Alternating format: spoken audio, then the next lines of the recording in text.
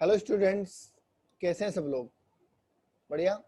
चलिए, देखिए आज हम आपके लिए लेके आए हैं सीएमए इंटर के डायरेक्ट टेक्स्ट के स्टडी मटेरियल के फिल इन द ब्लैंक्स, जो कि मॉड्यूल में आपके दे रखे हैं। उनका सॉल्यूशन आज हम आपको यहाँ पे करवाएंगे। ओके, तो चलिए शुरू करते हैं। सबसे पहला फिल इन द ब्लैंक्स आ रहा है, the maximum amount deductible under section 80 TTA in respect of interest on saving bank account. कितने रुपए की डिडक्शन मिलती है इंटरेस्ट की?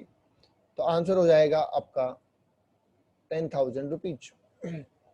एक बात मैं यहाँ पे क्लियर कर दूं, कुछ स्टूडेंट के माइंड में आ रहा होगा कि सर हमने तो ये पढ़ा है कि सीनियर सिटीजन के केस में 50,000 होती है। डेफिनेटली होती है, पर उसके लिए सेक्शन अलग से है, 80TTB बनाया गया है। इस सेक्शन में अमेंडमेंट नहीं किया गया है, तो यहाँ पे अभी भी मैक्सिमम लिमिट आप क्या बोलेंगे, 10,000 की है। ओके, चलिए आगे दूसरा क्वेश्चन पूछ रहा है, monetary limit for exemption in case of encashment of earn leave on superannuation received by private sector employ.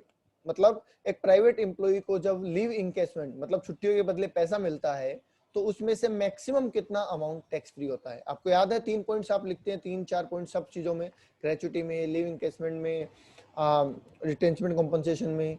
तो उनमें एक पॉइंट ऐसा होता है जिसमें मैक्सिमम अमाउंट मेंशन की हुई होती है, वो मैक्सिमम अमाउंट यहाँ पे पूछी गई है। तो लीव इनकेसमेंट के केस में मैक्सिमम अमाउंट कितना है? 3 लाख रुपए। तो maximum limit would be 3 lakh rupees. Okay, चलिए तीसरा क्वेश्चन कह रहा है, when unrealized rent of rupees 50,000 in respect of a let out property is realized subsequently, the amount liable to tax would be, taxable amount कितना होगा? तो देखिए, जब अनरियलाइज रेंट रिकवर होता है तो आपको मैंने बताया हुआ है सेक्शन 25A में हम ये कहते हैं कि अनरियलाइज रेंट जितना मिलेगा उसमें से माइनस कर दीजिए स्टैंडर्ड डिडक्शन 30%, और जो बैलेंस होगा दैट वुड बी टैक्सेबल। ठीक है, तो यहाँ पे हमें कितना मिला? 50,000। टैक्स 30% क्या कर देंगे आप? स्टैंडर्ड डिडक्शन, तो बचेगा कितना? 35,000। तो टैक्सेबल अमाउंट कितना हो जाएगा? 35,000। ओके, चलिए नेक्स्ट चलते हैं। Interest on enhanced compensation received by mister A resident individual is rupees 4 lakh. 4 lakh का इंटरेस्ट ऑन कॉम्पनसेशन मिला है, of which 75 pertains to the earlier year, 75% पुराने सालों से रिलेटेड है। The amount of such interest to be included in the total income under the head income from other sources, कितने रुपए other source में include होंगे? तो मैं आपको बता दूं कि यहाँ पे आपका अमाउंट आएगा 4 लाख माइनस 50% एग्जिबिशन होती है, तो अमाउंट आ जाता है 2 लाख। तो your answer would be 2 lakh. 4 lakh का इंटरेस्ट मिला है, वो चाहे पुराने साल से रिलेटेड हो चाहे करंट ईयर से, उससे कोई फर्क नहीं पड़ने वाला है। ठीक है, पूरा ही अमाउंट अदर सोर्स में जाएगा, पर वहां पे आपको बोला गया है कि 50% एग्जिबिशन मिल जाती है, तो टैक्सेबल अमाउंट कितना हो जाएगा? 2 लाख रुपीज हो जाएगा यहाँ पे। तो 2 लाख रुपए को हम इनकम फ्रॉम अदर सोर्स में इंक्लूड कर देंगे after 50% deduction. Is that clear? चलिए नेक्स्ट कह रहा है, medical expenditure of 40,000 was incurred by mister A on his mother being a senior citizen. इस बात को ध्यान रखना कि माताजी सीनियर सिटीजन है, नहीं तो आपका आंसर अलग हो जाएगा। The amount eligible for deduction under section 80D, आपको ध्यान है 80D किसका था? अगर आप मेडिक्लेम, हेल्थ इंश्योरेंस, CGHS, ठीक है, या प्रिवेंटिव हेल्थ चेकअप करवाते हैं तो उसकी डिडक्शन 80D में मिलती है। बट अगर कोई सीनियर सिटीजन है और उनका मेडिक्लेम नहीं है और उनके ऊपर मेडिकल एक्सपेंडिचर किया गया है, तो उनके रिगार्डिंग मैक्सिमम 50,000 की छूट ली जा सकती है। मतलब ऐसा बताया हुआ है आपको मैंने कि एक्चुअल एक्सपेंसेज और 50,000 rupees which ever is less की रिडक्शन आपको मिल जाएगी। इन्होंने खर्चा किया 40,000, तो इनको रिडक्शन कितनी मिलेगी? पूरे 40,000 की, विच एवर इज लेस। समझ गए? तो 80D में रिडक्शन मैंने आपको ये बताई हुई है, तो आंसर हमारा हो जाएगा यहाँ पे 40,000 रुपीज। ठीक है, देखिए सबसे ज्यादा जो प्रॉब्लम आती है एग्जाम में वो फिल इन द ब्लैंक्स में आती है। MCQ में ऑप्शन देख के हमारी बात कुछ समझ में आ जाती है। ठीक है, मैच द फॉलोइंग में तो पूरा आंसर ही सामने होता है, सिर्फ मैच ही करना होता है। प्रॉब्लम जो आती है वो फिल इन द ब्लैंक्स में आती है, ठीक है, इसलिए मैं आपके लिए ये लेके आया हूँ। नेक्स्ट लिखा है assessee's own contribution to NPS is eligible for a maximum deduction of rupees। NPS के लिए मैक्सिमम डिडक्शन क्या मिलती है? अब देखो यहाँ पे थोड़ा सा आप कह सकते हैं कि क्वेश्चन ट्रिकी है या फिर कॉन्फ्लिक्टेड है। हमने एक सेक्शन पढ़ा था 80CCD1 जिसके अंदर एम्प्लॉय को अपने कंट्रीब्यूशन की छूट मिलती है, और साथ में एक और सेक्शन पढ़ा 80CCD1B। दोनों में ही एनपीएस की छूट मिलती है।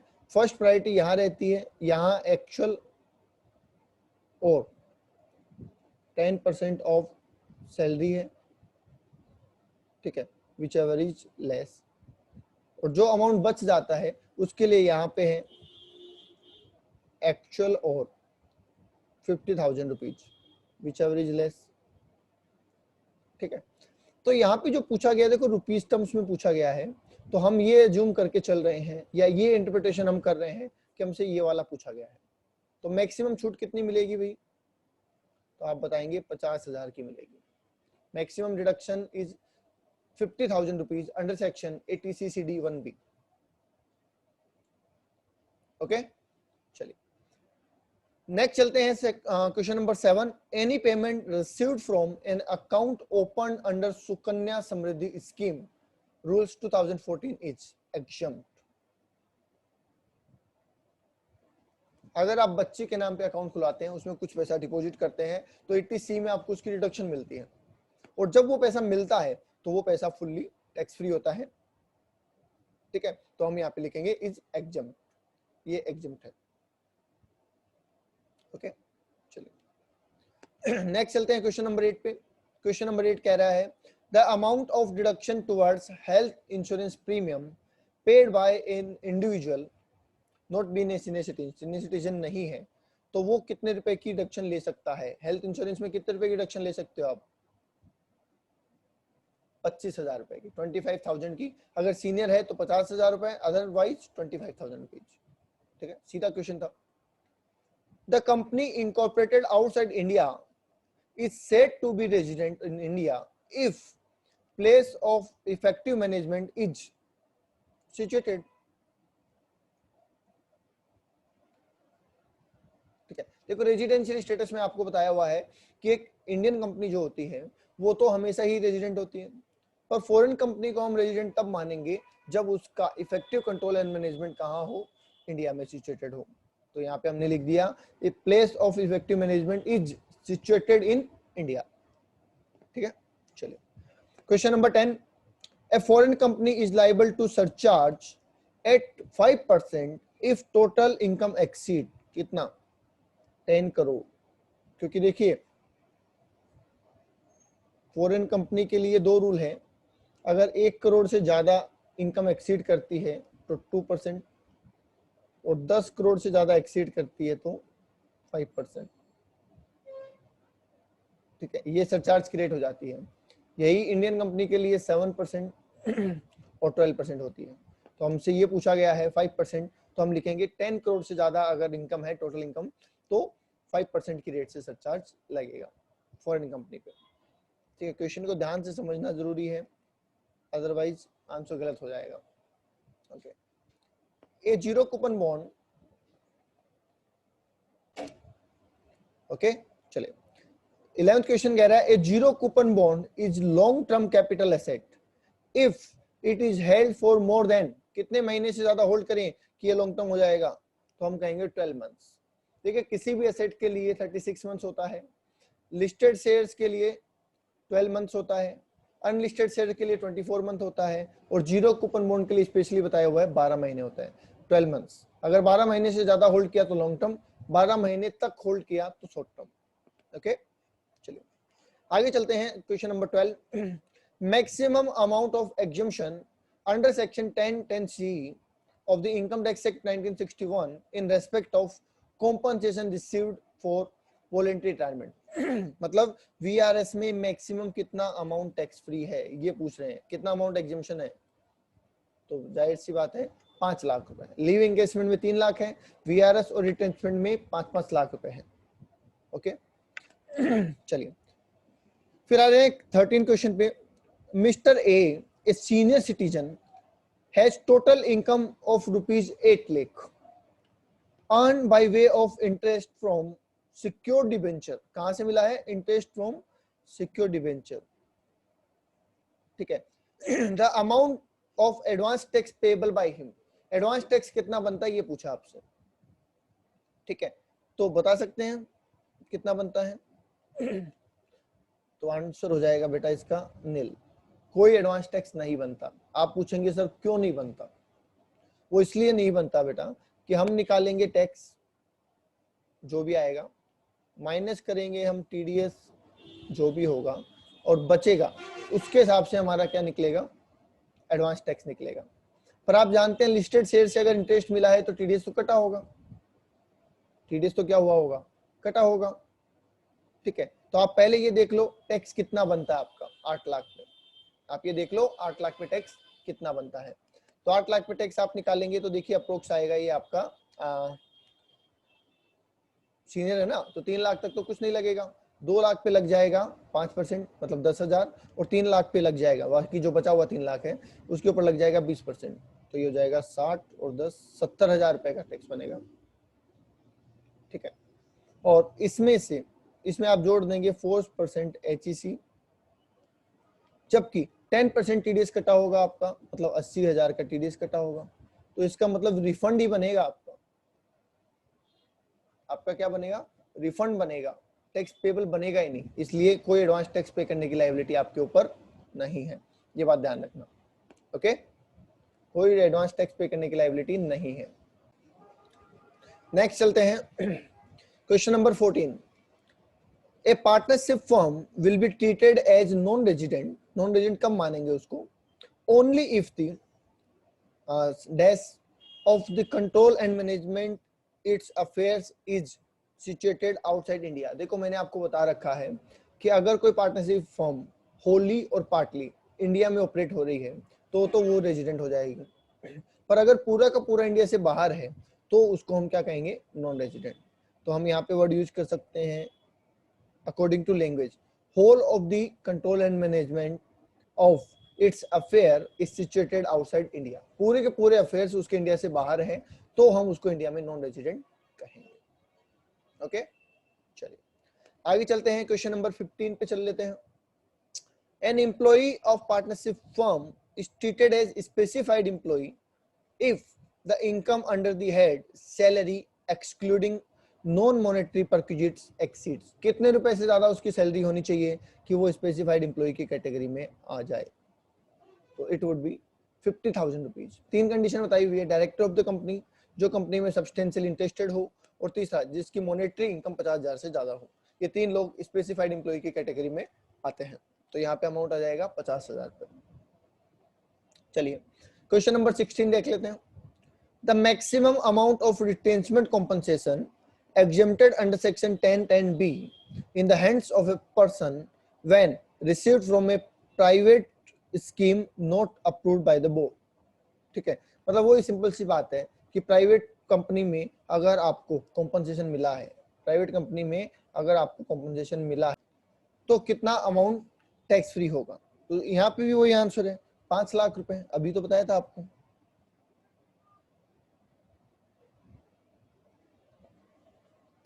कितने रुपए? 5 लाख रुपए। 5 लाख रुपए तक मैक्सिमम अमाउंट टैक्स फ्री हो जाएगा। चलिए आगे चलते हैं।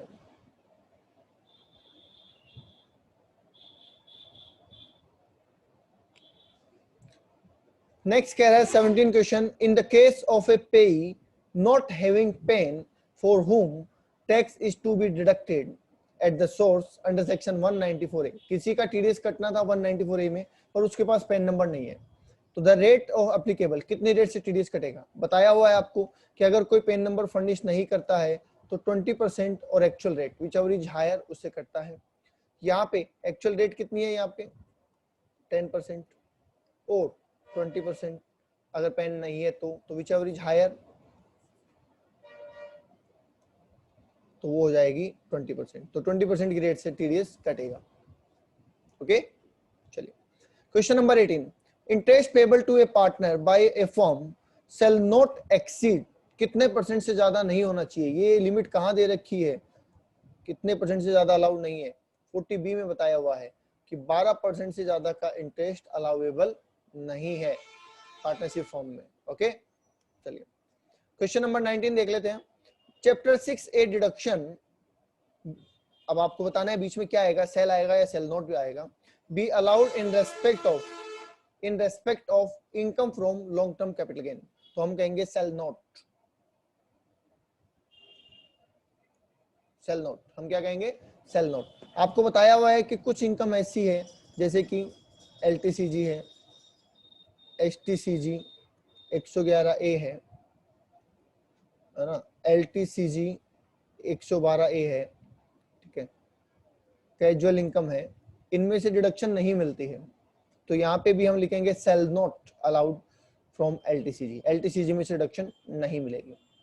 ओके, आगे लिखा है क्वेश्चन नंबर 20 में, salary received by A P a foreign national, कहाँ का बंदा है, फॉरेन का बंदा है, और नॉन रेजिडेंट,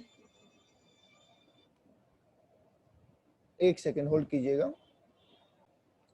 ओके तो क्या कह रहा है question number 20, salary received by mister P a foreign national and a non resident outside India for service rendered in India.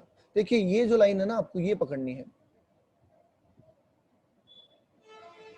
Service rendered in India. जैसे ही आप ये लाइन पकड़ेंगे ना, तो ये हो गई income arise in India, income arise in India. जब आपने इंडिया में सर्विस दी तो इनकम कमाई कहाँ, इंडिया में कमाई, और जब आपने इनकम इंडिया में कमाई तो ये टैक्सेबल होगा, चाहे आप रेजिडेंट हैं, नॉन रेजिडेंट है, ऑर्डिनरी है, नॉन ऑर्डिनरी है, कोई फर्क नहीं पड़ने वाला है। तो यहाँ पे आंसर हो जाएगा आपका चार्जेबल। ठीक है, आंसर क्या हो जाएगा, it would be chargeable to tax in India, India में टैक्सेबल होगा। ठीक है, चलिए नेक्स्ट चलते हैं क्वेश्चन नंबर 21 पे। 21 क्या कह रहे हैं, deduction for provision for bad and doubtful debts made by NBFC is allowed up to. देखो आपको ये मैंने लिखवाया हुआ है स्पेसिफिक प्रोविजन PNP वाले चैप्टर में सेक्शन 36 के अंदर, कि अगर कोई प्रोविजनिंग की बात आती है तो वैसे तो इनकम टैक्स में किसी तरीके का प्रोविजन अलाउड नहीं है, पर provision for doubtful debts allowed है up to certain limit. Indian Bank के लिए 8.5%, फॉरेन बैंक NBFC के लिए 5%, तो यहाँ पे आंसर हो जाएगा 5%। अब देखो एग्जाम में एक चीज ध्यान रखना कि परसेंटेज ऑलरेडी लगा हुआ है ना, तो आप परसेंटेज नहीं लगाएंगे, आप सिर्फ 5 लिखेंगे।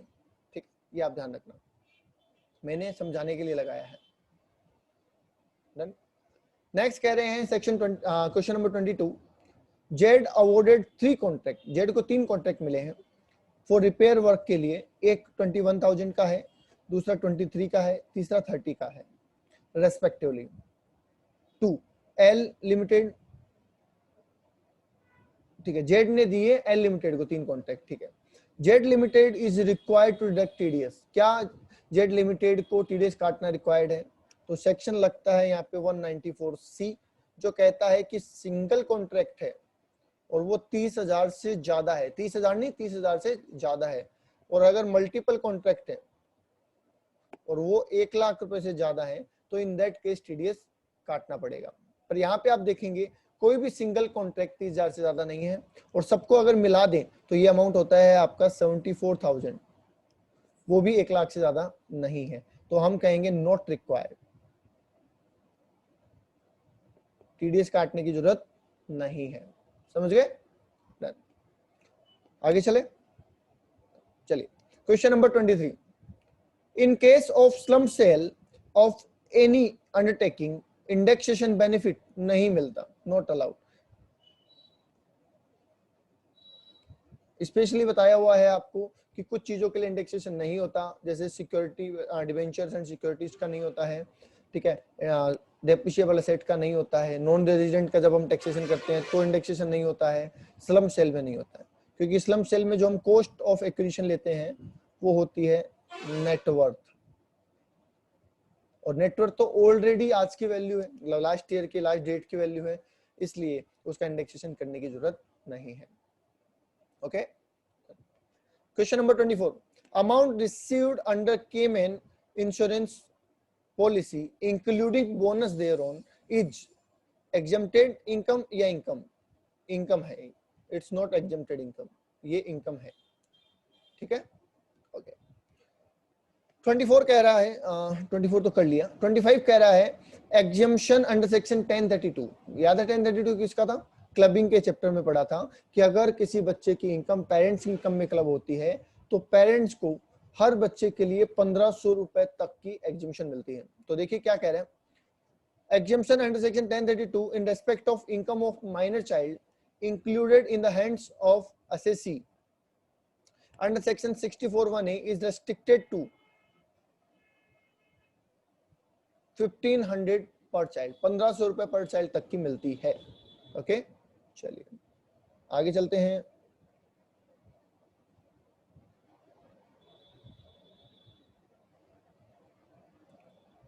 Question number 26, deposit in public provident fund PPF in the name of minor child is dash under section C in the hands of controlling parents। ये पूछना चाह रहा है, मैं आपको समझा दूं, ये पूछना चाह रहा है कि आपने अपने माइनर चाइल्ड के नाम पे पीपीएफ करवाया, क्या आप उसकी 80C में डिडक्शन ले सकते हैं? तो आंसर इज यस, डेफिनेटली ले सकते हैं। डिडक्टेबल, इट्स डिडक्टेबल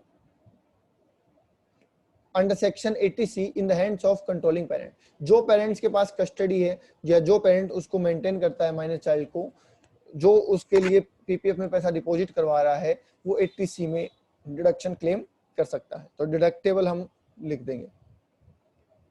ओके चलिए क्वेश्चन नंबर 27 देख लेते हैं। An individual can avail the benefit of exemption in respect of leave travel concession LTC, ठीक है, offered by his employer dash in a block of 4 years। ध्यान रहे leave इंकेसमेंट और leave travel concession अलग अलग चीजें होती हैं, कई बार कुछ बच्चे इनको मिक्सअप कर देते हैं, ऐसा नहीं करना है। एलटीसी अलग है। एलटीसी आपको बताया था कि 4 साल के ब्लॉक में 2 बार आपको लेना अलाउ होती है, तो यहाँ पे आप लिख देंगे twice, 2 bar, twice in A block of 4 years, मतलब 2 बार, ठीक है। 4 साल के ब्लॉक में 2 एलटीसी की एग्जम्पशन आप ले सकते हैं। ओके आगे चलते हैं। Question number 28, amount received by an employer from the employees towards the latter share of provident fund contribution each. मतलब क्या कहना चाह रहा है? देखो ये कहना ये चाह रहा है, आपको बताया था कि पीएफ में पैसा एम्प्लॉय भी डालता है, एम्प्लॉयर भी डालता है।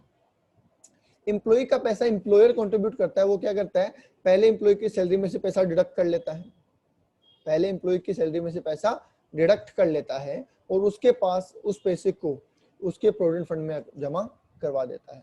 अब गवर्नमेंट को लगा कि मान लो कहीं ऐसा हुआ कि एम्प्लॉयर ने पैसा तो काट लिया एम्प्लॉय का, पर फंड में जमा नहीं करवाया, तो उसके लिए उन्होंने क्या प्रोविजन बनाया कि जैसे ही आप एम्प्लॉय का पैसा काटेंगे हम उसको आपकी इनकम बना देंगे, ठीक है, और जब आप जमा करवाएंगे तो हम उसको आपको खर्चा बना देंगे।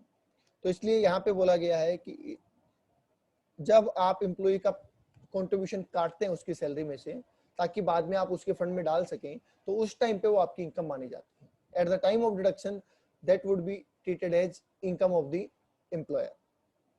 Okay done. क्वेश्चन नंबर 29, देखो ये क्वेश्चन थोड़े से ट्रिकी होते हैं कि इनकी लैंग्वेज में आपको फंसा देते हैं और आप आंसर नहीं कर पाते, तो वो आप ध्यान रखें यहाँ पे। चलिए क्वेश्चन नंबर 29 क्या कह रहे हैं, loss from the non speculation business, मतलब कि जनरल बिजनेस, कैन बी या can not be set of against profit derived from speculation business. Normal business के लॉस क्या स्पेकुलेशन बिजनेस के प्रॉफिट से सेट हो सकते हैं? यस बिल्कुल हो सकते हैं। स्पेकुलेशन के लॉस नॉर्मल से नहीं होते, नॉर्मल के लॉस स्पेकुलेशन से हो सकते हैं, ये बात ध्यान रखना, ठीक है। चलिए आज का आखिरी क्वेश्चन कर लेते हैं, आज का आखिरी क्वेश्चन कर लेते हैं हम। तो आखिरी क्वेश्चन ये है हमारा क्वेश्चन नंबर 30, सैलरी फोरगोन इज, अब टैक्सेबल है या एग्जेम्प्टेड होता है, in computing the income from salary in the hands of the concern employee. बताइए सैलरी फोरगोन टैक्सेबल है या एग्जेम्प्ट है? तो आंसर होगा टैक्सेबल। देखिए फोरगोन सैलरी का मतलब ये हो जाता है कि आपको सैलरी मिली और फिर आपने कहीं पे बांट दी या कह दिया मुझे नहीं चाहिए। अक्रू होने के बाद अगर आप छोड़ते हैं तो दैट विल बी टैक्सेबल। अगर आप पहले ही सरेंडर कर देते हैं तो वो टैक्सेबल नहीं होगा। ठीक है, मतलब आप लेते ही नहीं है, अक्रू ही नहीं होती है तो वो टैक्सेबल नहीं है। बट अगर आप लेने के बाद उसको छोड़ते हैं तो then that would be taxable. Okay, I hope आपके 30 तक के फिल इन द ब्लैंक्स मैंने क्लियर कर दिए हैं। वीडियो कैसा लगा जरूर बताएं कमेंट में। अच्छा लगा तो लाइक शेयर और सब्सक्राइब करें। Thank you so much.